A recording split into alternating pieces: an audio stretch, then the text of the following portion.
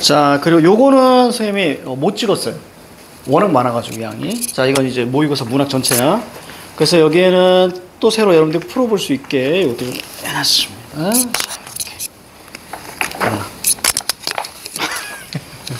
이렇게. 자, 요거. 차라리 그럼 처음부터 모의고사 전체 이렇게 학교 선생님이 얘기했으면 좋았을 것을. 그지? 여러 번 하지 않아도 될 텐데. 자, 그거 한번 풀어서. 지금 복사기가 터지기 직전이에요. 터지면 하나 살려고요. 자, 거기 여기 보십니다.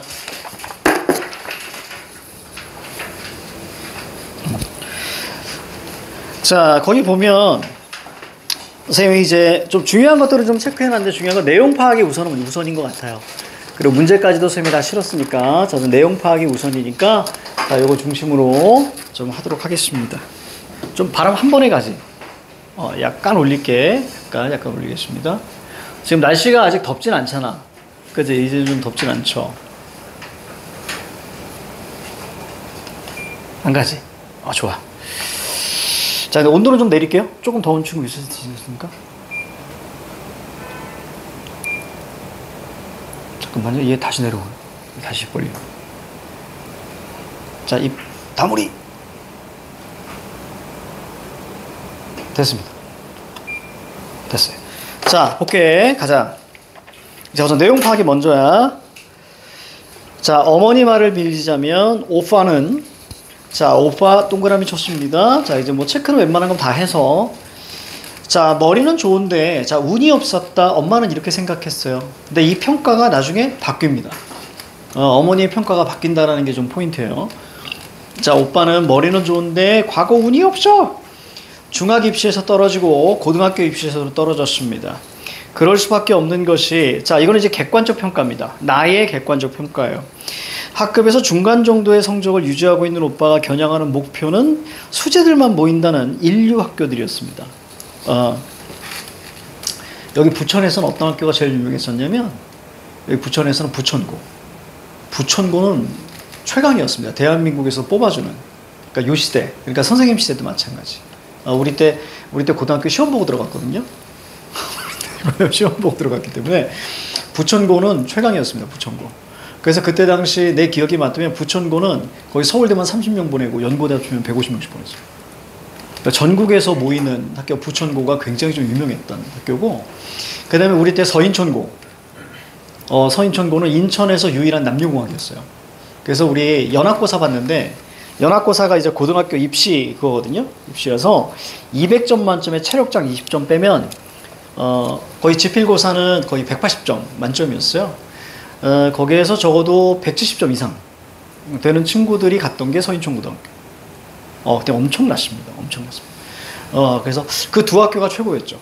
인천과 경기 전체. 또 이제 또 안양외고. 전통의 안양외고가 굉장히 좀 셌던. 나머지는 뭐 그저 그랬어요. 나머지는 다 그저 그랬고. 그리고 그 재물포고등학교.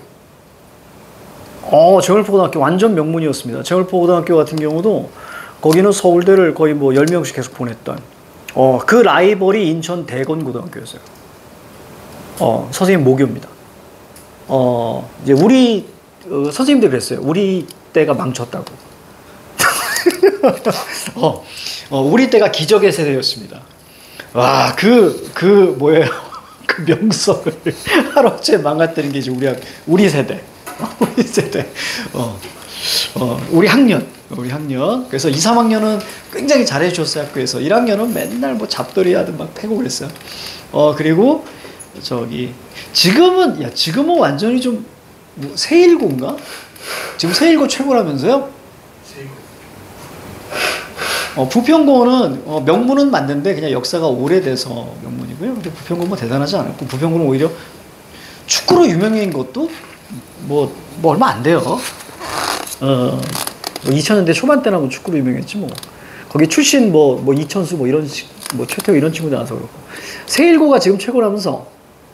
아이고야, 이게 격세지감입니다. 시간 참 빠릅니다. 우리 때 세일고. 이런 얘기 되나? 세일고. 이따가 이게 1시간 후에 끌 거거든요. 그 다음에 말씀드릴게요. 우리 때 세일고가 어땠는지. 우리 때 세일고.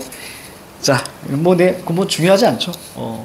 우리 때 세일고는 아니에요. 자, 이따 얘기하겠습니다. 중요한 현재가 좀 중요하니까.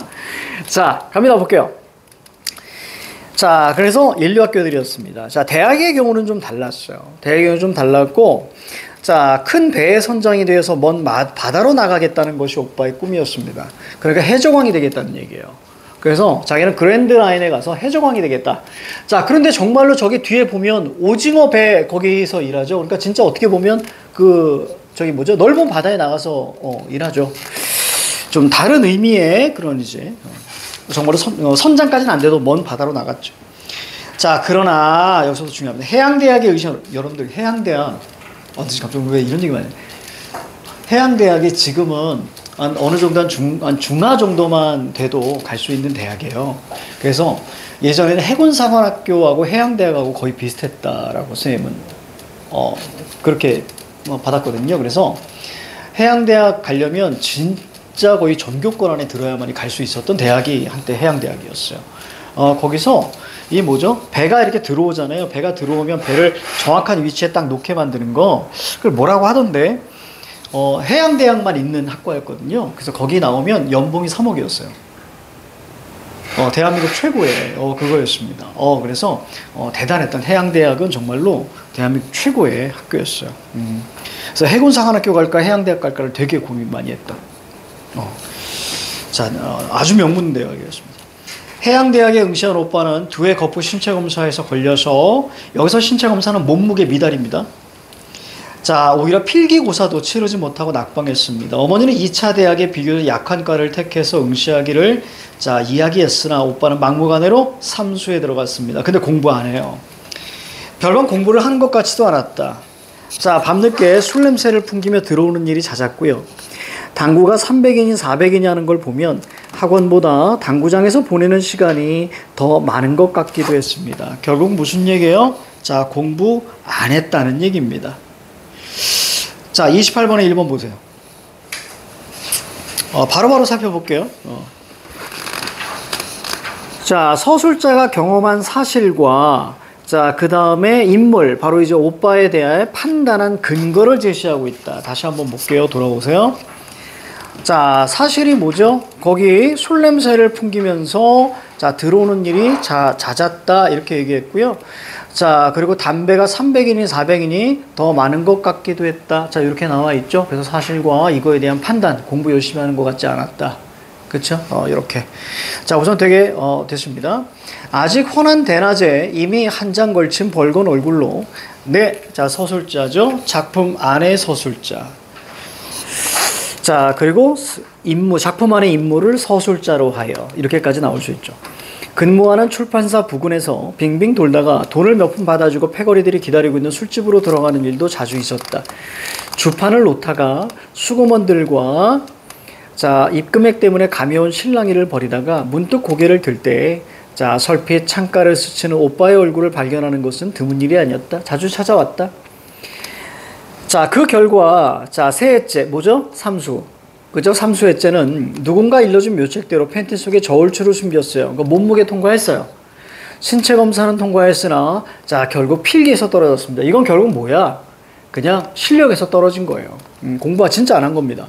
어머니는 이러한 오빠를 두고, 지의 실력과 적성에 맞는 과, 말하자면, 약학대학쯤 들어가 졸업하면 약방을 차리고 역시 약사나 교사를 만나 결혼해서 두 손 맞잡고 벌면 곧 안정된 생활을 할 수 있을 텐데, 이게 이제 엄마의 욕망이었죠. 근데 엉뚱한 귀신이 씌어서 인생 망쳤다 라고 이야기합니다.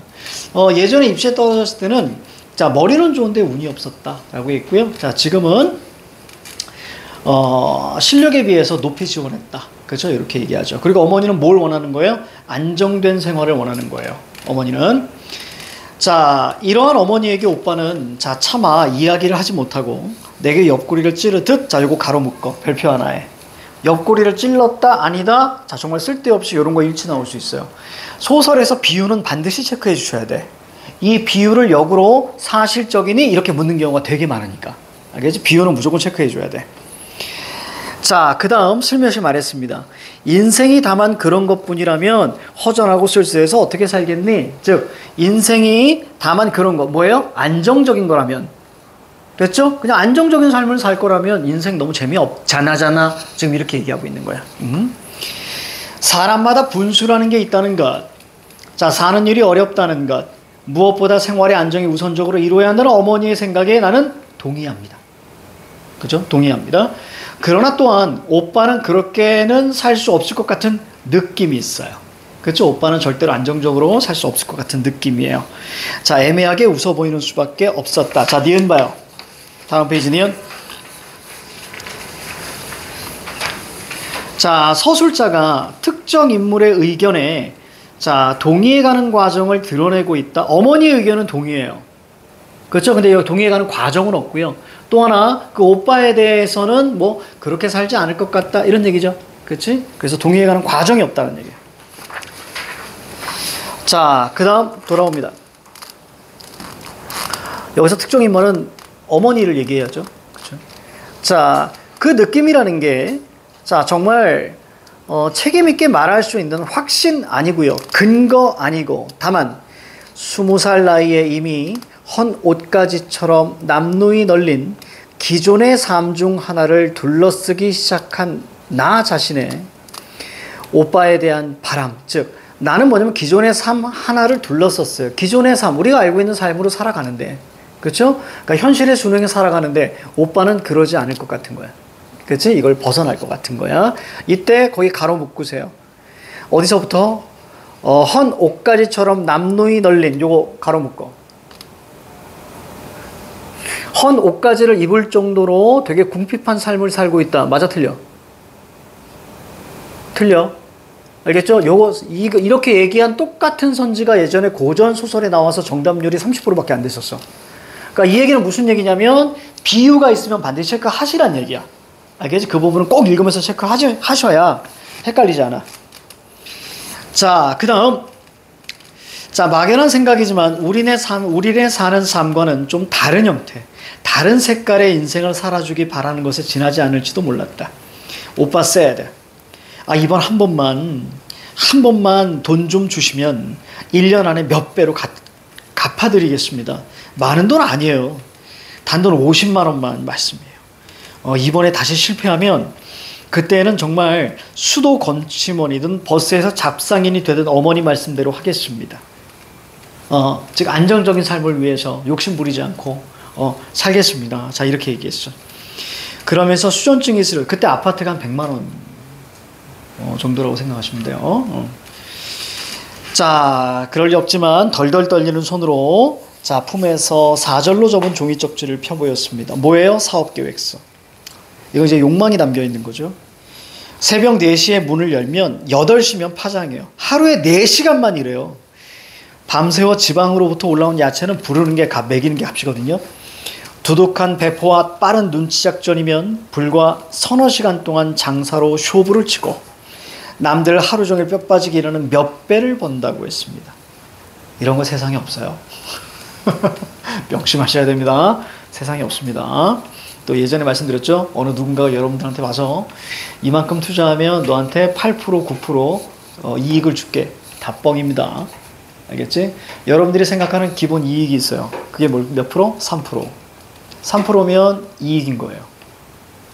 알겠지? 근데 그 이상, 이거의 몇 배 정도, 4, 5%까지는 그럴 수 있습니다. 근데 그 위에 것을 할 테니까 내가 원하는 여기에 투자해. 아니면 나한테 투자해. 절대로 믿으시면 안 됩니다. 그런 거 세상에 없습니다. 알겠죠? 절대 없으니까. 내가 왜 이렇게 잘한다? 자, 넘어가. 자, 그 다음 넘어갈게요.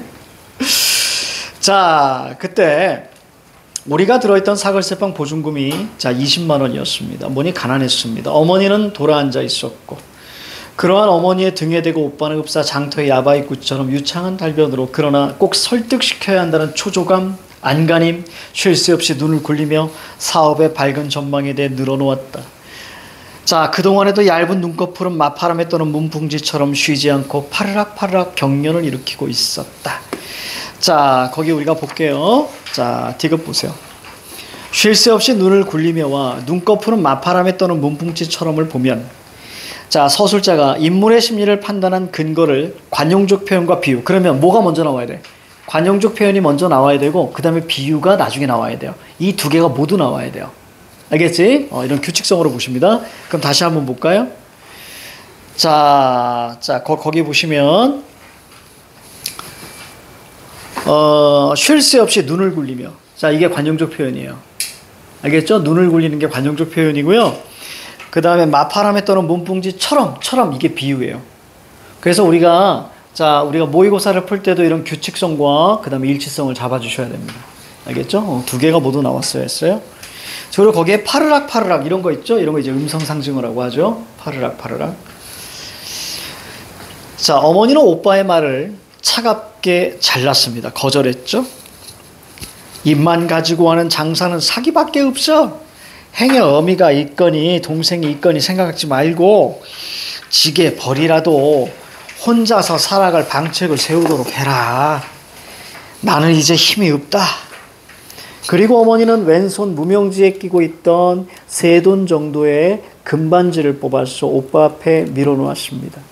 이 금반지가 상징하는 건 가난이에요. 그죠? 그래서 경제적 한계 이런 걸 나타냅니다. 어머니로서는 유일하게 지닌 폐물로 죽을 때까지 끼고 있다가 마지막 저승갈 노자나 하겠다던 거였다.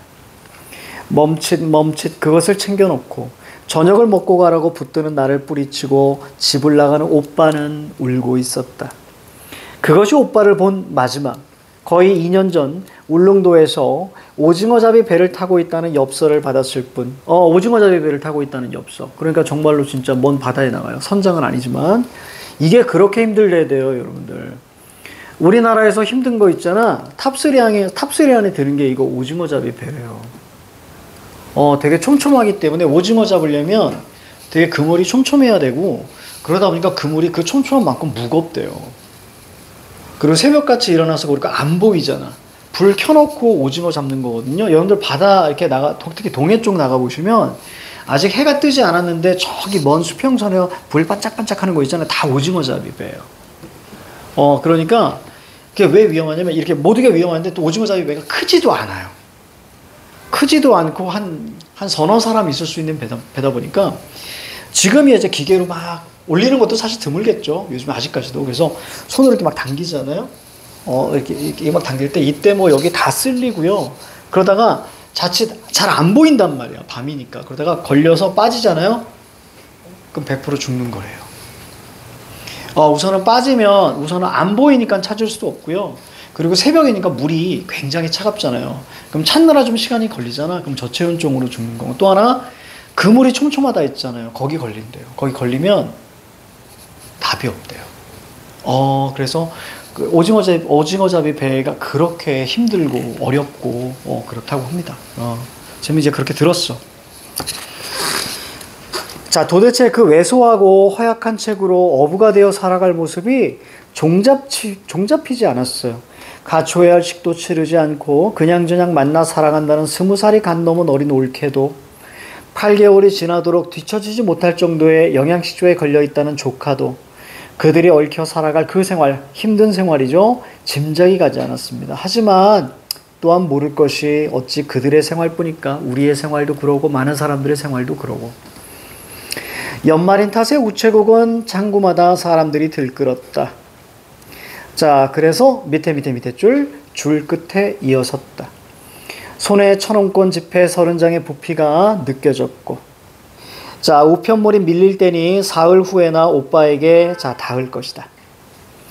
어쩌면 일주일 후가 될지도 모르고 오빠는 그동안 누이 동생에게서 올 변변치 않은 액수의 송금을 걸고 둘러쓴 빛을 감당치 못해 벌써 어디론가 달아나 버렸을지도 몰랐다. 자, 리을 한번 볼게요. 바로 오른쪽에 있네요. 자, 뭐 하는 거예요? 추측이 눈에 들어오면 됩니다. 밑줄 친 거. 그쵸? 이미 벌써 달아나 버렸는지도 모른다. 그죠? 추측이죠. 자, 다시 돌아올게요. 자, 오빠의 편지. 자, 이틀간의 늑장에도 불구하고 갑자기 나는 마음이 급해져서 고개를 빼어 앞을 기울였고 나는 한 곱이 한 곱이 전락이라고 말해야 할 오빠의 변모를 볼 때마다 전락이라는 거 이제 아래로 내려가는 거거든요. 지금보다는 돼지를 기를 때가, 그보다는 혈서를 품고 다닐 때가, 아니 그보다는 여선생의 비로드 치마에 얼굴을 묻을 때가 더욱 좋았다고 생각하곤 했다. 자, 미음 볼게요. 자, 우선은 때가를 반복 사용한 것을 보면 서술자가 자, 지금까지 인물의 내력을, 그치, 과거입니다. 과거 내력을 병렬적으로 나열했습니다. 현재의 삶과 비교. 그러니까 오히려 지금보다는 옛날이 더 나았을 것 같았다. 자, 이런 얘기죠. 비교했습니다. 아니 차라리 나팔소리 쓸쓸히 울려 퍼지던 저문날 오빠의 속삭임에 따라 어디론가 알 수 없는 먼 곳으로 손맞잡고 달아나자던 때가 더 좋았으랴. 그치, 철없던 때가 더 좋았다. 자, 이런 얘기죠. 그쵸? 철없이 막 이상향 막 이렇게 얘기할 때, 그치? 그럴 때가 더 좋았다. 이런 거 되게 순수하죠. 요즘 들어서 고니가 그래요. 미래에 난 뭐 해야 될지 모르겠어. 그러던데? 그러니까 현실을 조금씩 알아가는 거죠. 조금씩. 불과 얘가 몇 년 전만 해도, 한 3, 4년 전만 해도, 아빠 나는 커서 포켓몬이 될 거야. 그랬던 애야. 그리고 나서 그 한두 달 후에 갑자기 꿈이 바뀌었다고 아이스크림이 되겠대. 그러니까 그렇게 꿈이 되게 순수하고, 그쵸? 이랬던 친구가 이제는 미래에 뭐 해야 될지 고민돼 라고 얘기하더라고. 그래서 고니야 너는 그럼 공부 열심히 해. 그랬더니 공부는 나랑 안 맞는 것 같아. 이 자식이 벌써부터 그렇게 얘기합니다. 그 녀석이 그렇게 얘기했다면 그게 맞는 거죠. 난 그렇게 생각해요. 본인이 더 잘 알겠지, 그지? 강제로 시킨다고 되는 것도 아니고. 자, 그 또 아이들은 또 타타타 바뀌니까. 좀 보죠. 자, 그 다음. 지구는 둥글어서 한없이 가노라면 결국 떠난 자리에 되돌아올 수밖에 없다는 것을 모르는 어린 시절. 자, 아이들은 누구나 그렇게 다 달아나기를 꿈꾸는 것일까? 그러나 이 모든 것보다는 차라리 수산업에 손을 대서 한때 재미를 보았으나 왕창 망해버렸다는 그런 호기와 허세로, 그지? 오기를 바란다. 그런 오빠의 모습을 난 기대한다. 이런 얘기예요. 그러니까 딱 오자마자 뭐야? 이렇게, 야, 내가 좀 수산업에 좀 손을 댔는데 잘 벌었지. 잘 벌었어. 근데 망했어. 이렇게, 그지? 이렇게 호기롭게. 근데 다음 거 내가 준비하는 것도 대단한 거 있거든. 이런 모습으로 왔으면 좋겠다는 얘기예요. 그렇죠, 오빠가? 자, 그런 바람이 있습니다. 자, 27번. 자, 윗글에 대한 이해로 적절하지 않은 것은 보시면 오빠는 야채 시장에서 하루 종일 일해. 아니요, 서너 시간이죠. 그렇죠? 그래서 날렸고요. 자, 나머지 한번 볼게요. 오빠는 속임수를 써서 해양대학의 신체검사 통과했습니다. 팬티에 추를 달았다 그랬어요. 자, 어머니는 오빠가 원하는 대학만을 고집해서 인생을 망쳤다고 생각했습니다. 그죠? 그냥 안정적인 그런 대학을 하면 됐을 텐데, 그래서 어머니께서 약학대학 말씀을 하셨죠. 4번, 오빠가 눈물을 흘리며 집을 나선 날이 나가 오빠를 본 마지막 날이었습니다. 오빠는 야채 시장에서 벌인 사업 계획서를 보여주기 이전에 다른 일에서도 실패한 경험이 있습니다. 여기서 말하는 다른 일, 특히 여러분들이 이 사고가 이거 말고 장사한 거 있나? 아니에요. 대학에도 실패하고, 그죠? 이런 것도 다 실패한 일인 거예요. 자, 29번 갑니다. 금반지는요. 자, 오빠가 원하는 도움을 줄 수 없는 상황임을 드러낸 어머니의 경제적 한계 이렇게 나옵니다. 자, 그 다음에 자, 30번. 이 소설은 일상적인 삶으로부터 탈출을 꾀하던 오빠의 삶을 서술자인 나의 시선 그리고 있습니다. 오빠의 삶에 대해 오빠 자신과 가족들은 각자의 가치관과 태도 등을 드러내는데 상황의 변화에 따라 달라지기도 합니다. 자, 볼게요. 1번 보니까 오빠가 입시에 떨어지는 이유에 대해서 과거 운이 없어서 라고 말하는 어머니와 학급에서 중간 정도의 성적인 오빠가 인류학교들을 목표로 하기 때문에 생각하는 나의 모습을 보면 여기서 끊어. 앞에가 텍스트, 그 다음에 뒤에는 뭘로 잡아요? 대응성 잡는 거야. 자, 다른 생각이니? 네. 그쵸? 되게 단순하죠? 근거는 되게 단순해요. 이렇게 생각하는 건 달라요. 그러니까 대응성으로 보는 거예요. 대응성으로, 대응성. 자, 2번. 큰 배 선장이 되어 먼 바다로 나가겠다는 꿈을 지녔던 오빠가 보낸 오징어잡이 배를 타고 있다는 엽서의 내용에서 자, 여기까지가 끊어. 텍스트. 이건 옛날 지니고 있던 가치관과 다르니? 네. 맞아요? 옛날 가치관 뭐였습니까? 선장이 될 거예요. 그지? 근데 지금 뭐야? 오징어 배를 타고 있어요. 지금 선원이에요. 그쵸? 그래서 다르다. 그러니까 이런 거 겁먹지 마시라고. 이런 문제 겁먹지 마시라고. 자, 3번. 특히 이거보다 훨씬 더 깔끔한 게 역시 그 평가원 있잖아요. 그러니까 여러분들이 모의고사 공부를 하겠다 그러면 고1, 고2 거 푸시는 게 아니라 고3 거 푸셔야 됩니다. 쌤이 이제 요즘에 이제 여러분 시험범위에 들어가기 때문에 쓸데없이 고1, 고2까지 다 풀거든요. 미쳐버리겠어요. 자, 다 푸는데 역시나 퀄리티가 이번에 9월 다 풀었거든요. 고1, 고2, 고3 역시 고3 평가원이 퀄리티가 달라. 쫙 맞춰져 있어. 특히 이번 9월은요. 나는 퀄리티 너무 좋았어. 기존에 전년도 9월보다 훨씬 더 퀄리티가 좋았어요. 고3 9월 퀄리티. 그래서 문제 잘 만들었어요. 진짜 잘 만들고 대들 어렵다고 많이 얘기를 하는데 선생님 생각할 때는 솔직히 말씀드릴게요. 어렵지 않았습니다. 어렵지 않았어요. 오히려 어려웠다면 화법하고 언매가 어려웠지 문학 독서는 어렵지 않고 정말 잘 만들었어요. 그래서 깜짝 놀랐습니다. 야, 이게 오랜만이다. 오랜만이다 이렇게. 내년에 푸실 거예요. 내년에 푸시게 될 겁니다. 아주 예뻐요. 그래서 선생님이 수업 준비하면서 되게 기뻤어. 그러니까 이게 정말 깔끔하게 선생님 원리대로 타다닥 나오면 와, 얼마나 기쁜지 몰라요. 기분 좋으면서 이게 끝까지 가게 되는데 자, 이런 거 답답합니다. 자, 갈게요. 가자. 자, 그 다음 3번 보세요. 자, 대학에 계속 떨어지는 오빠에게 약학대학쯤 들어갈 실력이 있다며 믿음을 드러냈던 어머니는 자, 새로운 사업 계획에 대해서 설명을 하는 오빠에게 입만 가지고 하는 장사는 사기밖에 없다라고 말하며 자, 이거는 뭐예요? 불신. 이렇게 돼 있죠? 이거에 대한 불신입니다. 예전엔 믿음에서 어디로? 불신으로. 그래서 믿음에서 불신으로. 이 문제 안 좋아요. 왜냐하면 텍스트가 있고 그 다음에 뒤쪽에 바로 이제 보기에 대한 그런 어떤 같은 어휘나 그 맥락이 나와줘야 되는데 그게 없이 툭 던져놨기 때문에 그래서 제가 그런 말씀 드린 거예요. 좋지 않은 문제입니다.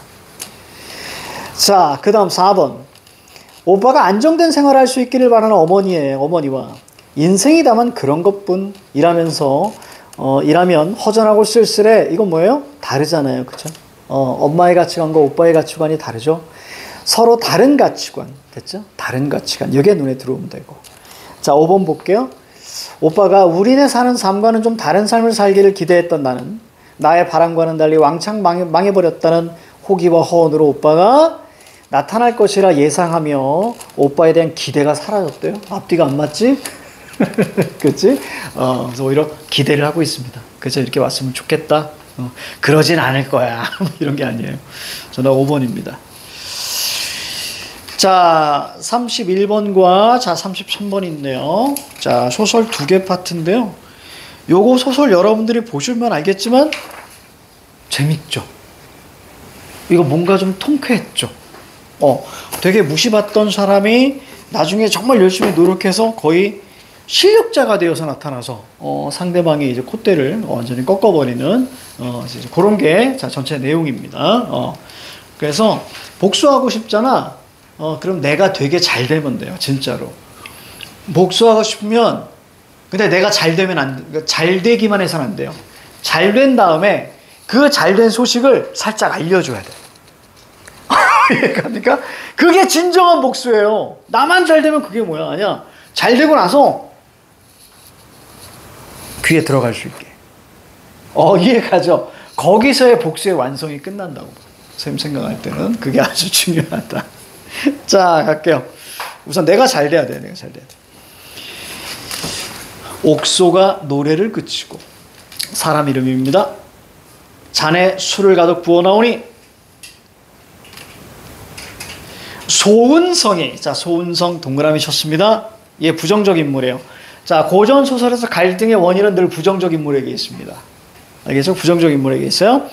술잔을 잡고 좌우를 돌아보며 말했습니다. 요거는 다 읽어줘야 되는데 전부 다 여기 좀 어렵지 않아요? 어휘들 어떠니? 괜찮아? 핵심만 치고 가도 됩니까? 여러분들 좀 피곤해 보였어? 자, 그럼 갈게요. 5원시 7원시 자, 시를 먼저 지은 것을 본받는 법이니 화답하십시오.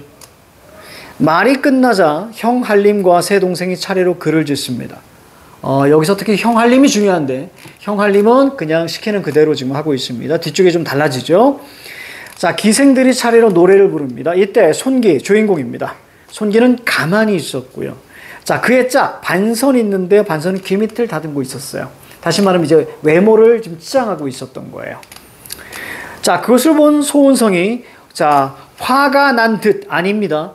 화가 난 게 아니고요. 화가 난 듯입니다. 알겠죠? 이거 되게 중요해. 이런 것들.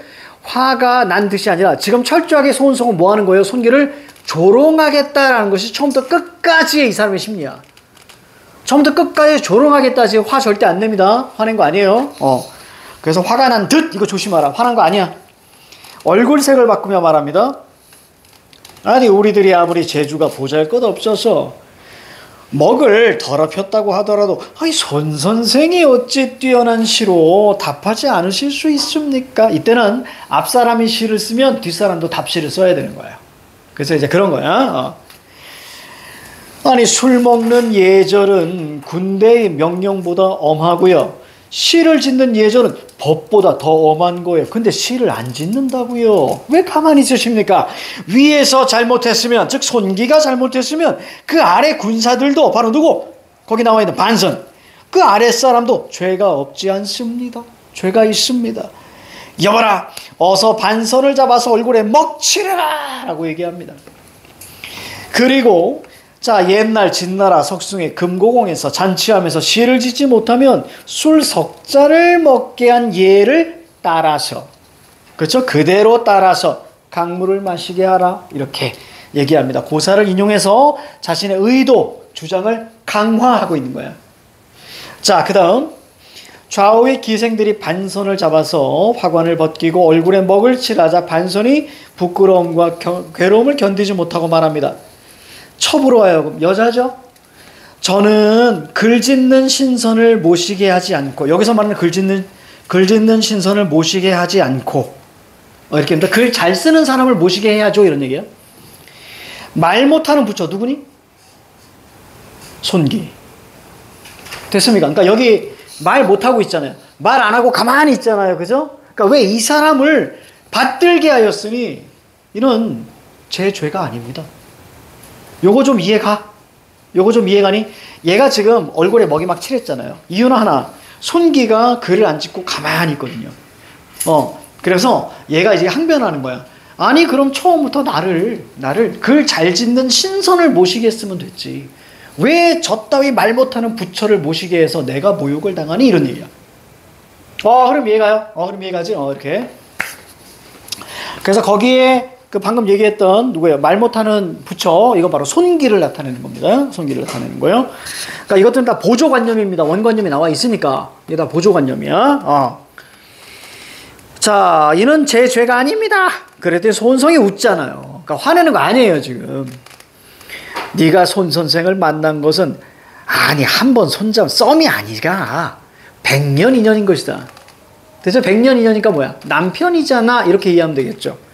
남편이잖아. 네가 이미 손 선생을 모시고 있으니 좋든 싫든 너 감당해야 될 것이야. 이제 얼굴에 먹을 칠했으니 빨리 물을 떠서, 어떤 물? 강물을 떠서 손 선생에게 권하라. 얼굴에 먹을 꺼맣게 그린 반선이 그제 뾰루퉁하게 입을 내민 채 물사발을 들고 손기 앞으로 나갔습니다.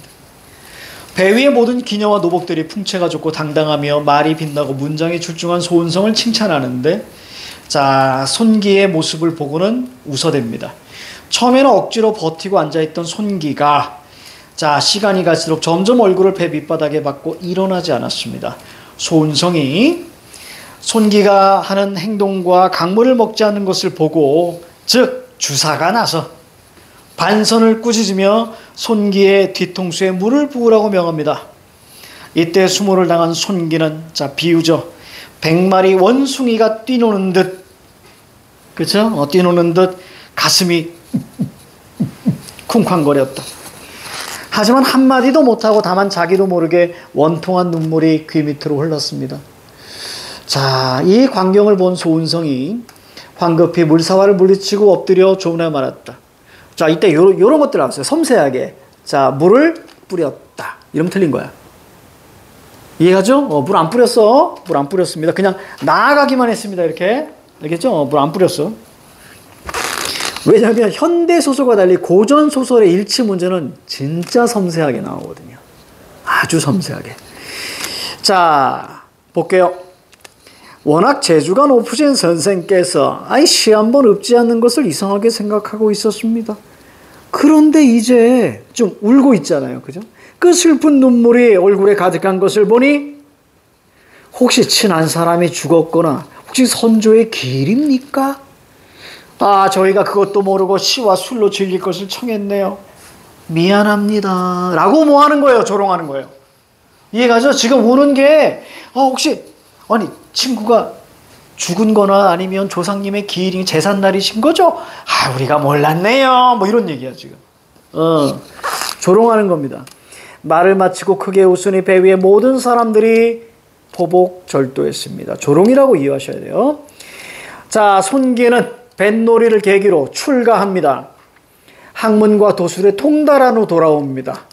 손기는 동서인 소은성을 포함한 처가 식구들과 다시 뱃놀이를 갑니다.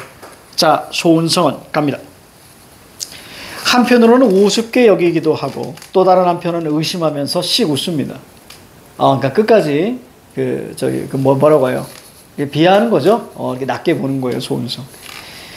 이윽고 술이 취하고 흥이 높아지자 형 한림은 검은고를 잡고 소은성은 해금을 가져와서 연주합니다.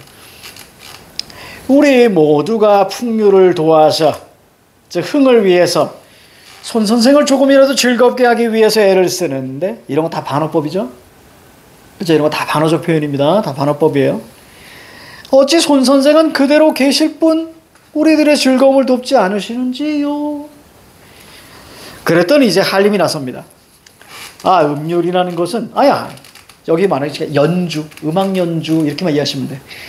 음악 연주라는 것은 할 줄 아는 사람도 있고 또 이제 하지 못하는 사람도 있으니 사람마다 다 어떻게 할 수 있겠는가 지금 만류하고 있습니다. 그죠? 한림이 앞에서는 중략 앞에서는 나서지 않았는데 여기서는 지금 나서고 있어.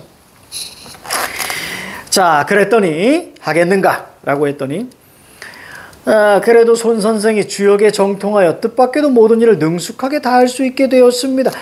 어찌 음악 연주 정도를 못하겠습니까? 자, 이렇게 얘기합니다.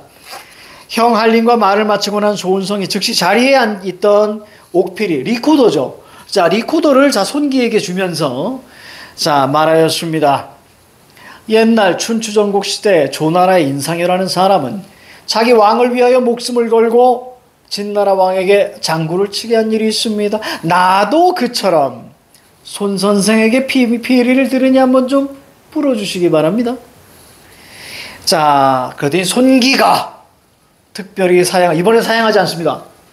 사양하지 않고 리코더를 받아 들고는 삐리리리 엄청 이렇게 합니다. 그리고 세 번째 줄 가로를 묶었죠. 어떤 내용이요? 졸라 잘 불었다. 자, 그것이 이제 쭉 얘기가 나오는 거예요. 비유를 통해서 말도 안 됩니다. 막 고기가 튀어오르고 막 그럽니다. 자, 그 피리에 이 광경을 본 소은성은 한마디 말도 하지 못하고 멍 앉아 있었습니다. 손기가 피리 불기를 그치고 주인의 하의를 돌아보며 처음으로 대사합니다. 손기가. 대장부가 노는데 어찌 가벼운 풍류만을 즐기겠는가? 드럼을 가져오라. 이렇게 좀 가져옵니다. 자, 그리고 손기가 오른손으로 북채를 잡고 왼손으로 옷깃을 치켜들고 일어서서 옛날 예양이 조조 앞에서 쳤다고 하는 어양삼과 한국조를 쳤습니다. 슬프고 웅장한 북소리가 무리를 울렸습니다. 넘겨! 다 비유야. 그쵸? 근데 거의 토르급입니다. 막 번개 치고 막 난리야 막 드럼 두구두구두구 막 난리 쳤겠지. 자, 그렇습니다. 성품이 엄숙하고 맹렬하여 담력이 있는 소은성이지만 더 이상 견디지 못하고 귀를 막고 눈을 가린 채 바닥에 엎드려 두려워했습니다.